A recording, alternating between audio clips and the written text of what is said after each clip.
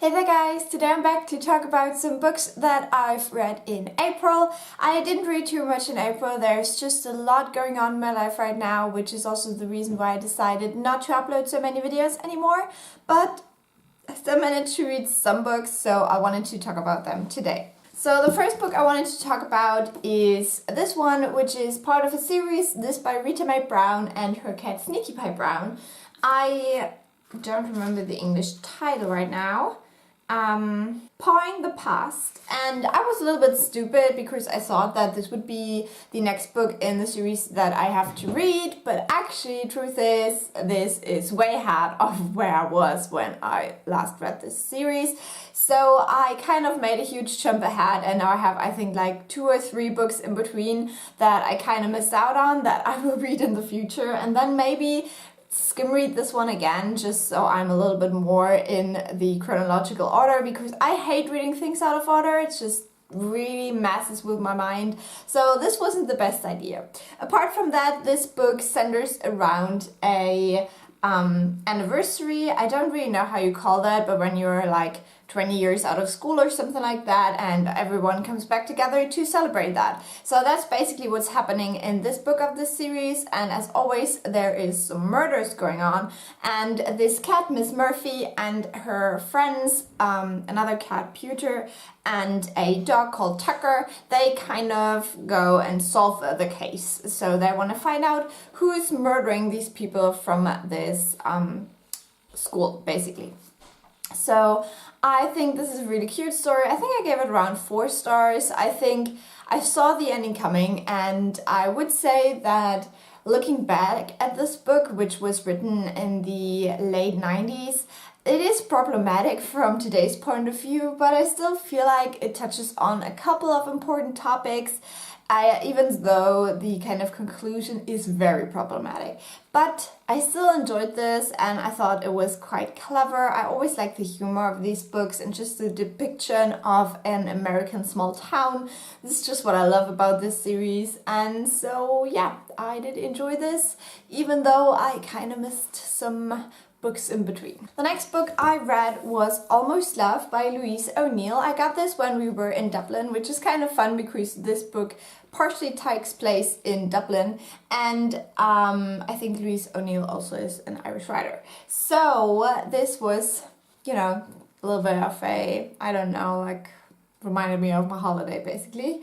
But this is kind of a dark story. This story is about Sarah, and Sarah is a little bit of a complicated character.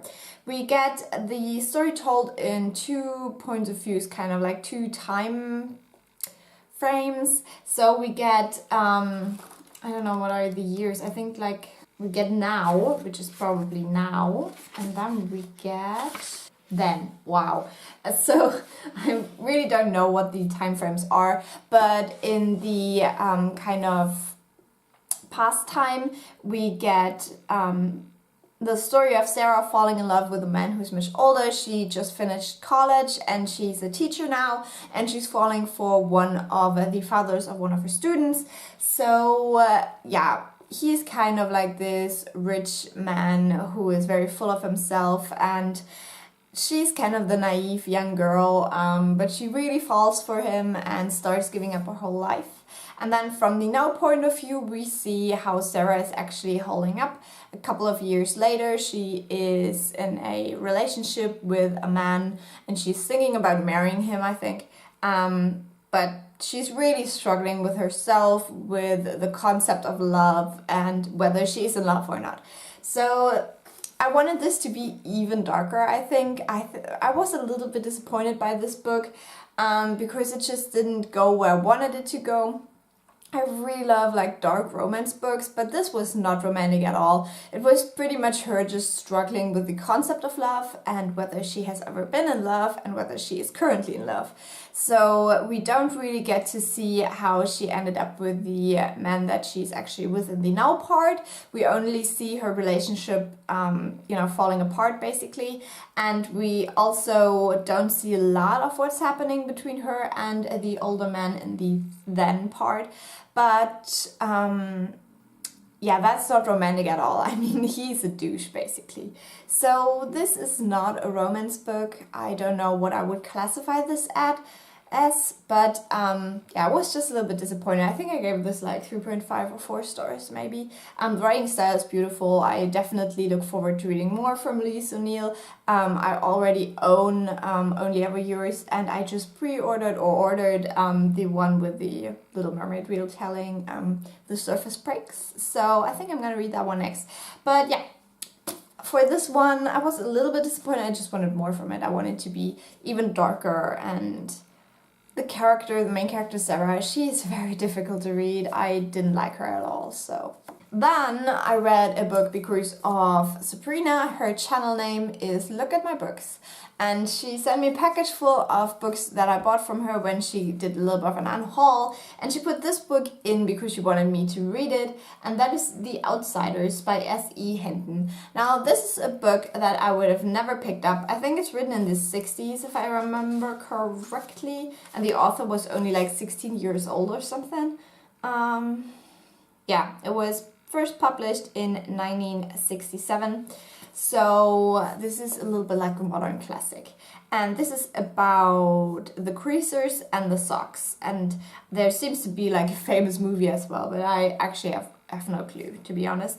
But there's the city, I don't even know where they are, but whatever. So you have these two kind of groups of teenagers, one that is like a group of very wealthy kids, the socks, and the creasers are like the lower class teenagers, and they have these huge fights going on between them.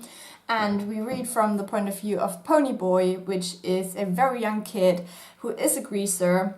His parents died, and he's growing up with his 2 elder brothers, and they're kind of struggling through life. Basically, the older brother pretty much gave up everything to care for his younger brothers, and the middle brother just dropped out of school just because he knows that it's not for him. So Ponyboy kind of is the one that is supposed to finish school, go to college or something like that. But there is one night when something very terrible happens, and I really like this book. I think I gave it like 4 stars as well. As I said, I would have never picked it up just because this is very far away from what I usually read and what my life is like. But once in a while I do like these kind of lower class tales. Even though I cannot really relate to them a lot, I think it's still interesting and fascinating to think about. So yeah, this was a surprise for me. There is actually a lot of stuff going on, especially at the end. I felt a lot reading this. I love that this story is very unpredictable. I never saw what was happening next, and that is actually what I wanted from this book. Like, I went into it completely blind. I didn't know anything about it. I didn't really read the blurb. I didn't look up anything online. I just decided to read this and just see where it takes me. And this was a very fun way to read this. I love the messages in here. And even though this book is a little bit older, I think it's very relevant still. But I have to say, one thing that really bothered me is that there's pretty much no women in this book, and when they're pretty much just looking cute, or they're used to bring the story further, but they don't have any agency basically. So that was a little bit disappointing, but yeah. Other than that, this was a good book. The last book I wanted to talk about is definitely my favorite of the bunch, and that is My Lady Jane, which I listened to on audio. I absolutely love this book. This is written by 3 authors. One of them is Cynthia Hand. Always forget the other ones, I'm super sorry. But yeah, My Lady Jane is amazing. This is the story of Jane Grey, which was queen for, I don't know, 9 days or something like that in the British history. Something I know very little about, just because we didn't really talk about it in school or something like that. So what happened is that there was King Edward who died very young, and for some reason said that Jane should be his successor, and she became queen. But then the sister of Edward, Mary, she basically wanted the throne to herself, and so she just killed Jane. That is the history.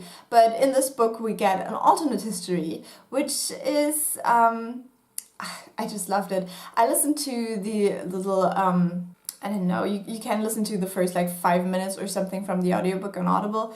I absolutely fell in love with this. I just listened to those couple of minutes and I was like, I need this audiobook in my life, and it was hilarious. Like, I never laughed so much in a book. They have this weird kind of magic system which makes some people able to turn into animals. Now, Jane always wanted to be one of those, an Ethian it's called, but for now she's not. She's never turned into an animal, and she is married off by her cousin Edward to a man who is actually a horse at day, which nobody knows. The family kept it secret because Ethians are looked down upon, but yeah, he's only a human during the night, and with daybreak he turns into a horse, and yeah, Jane finds out after marrying him, and it's just so ridiculous, and it's all about just how you know, they all fight for the throne. It's not like a lot of adventure or something like that, but I don't know, the characters are just so great. I love the characters. It's not so much about the plot, but the characters are amazing. The humor is amazing. And yeah, I think I gave this one 4.5 stars just because it didn't change my mind, but it's probably the best audiobook I've ever listened to. I think the narrator is fantastic as well. And there's this one girl, Gracie, and her accent just killed me. It's so good. It's so good. So yeah, I would highly recommend this audiobook if you've not listened to it yet. If you like the first 5 minutes you can listen to for free, definitely get it. It's so worth it.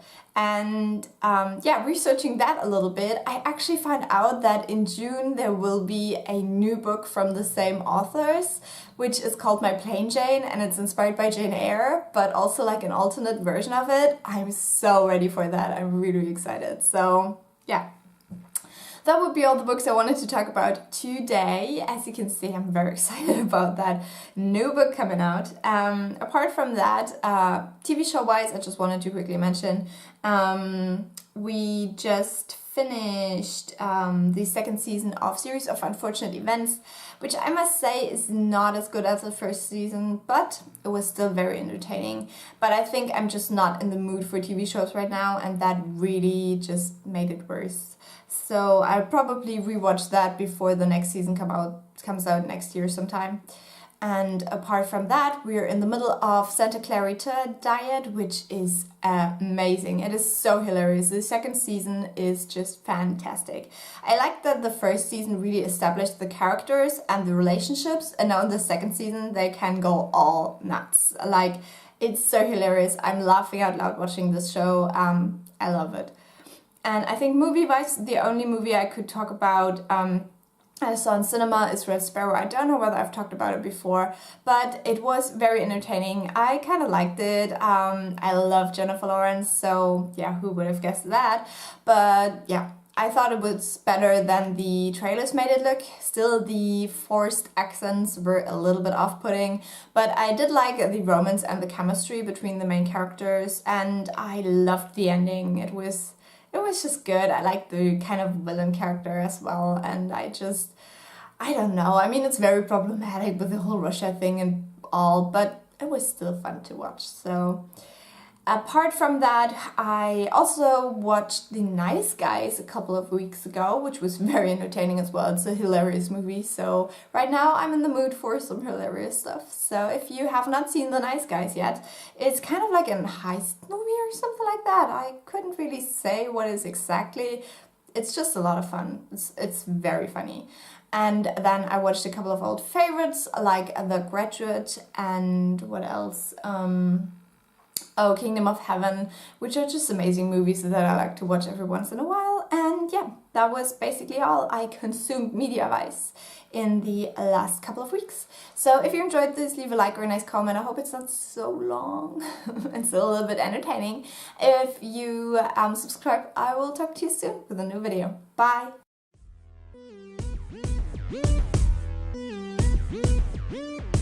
Mm-hmm.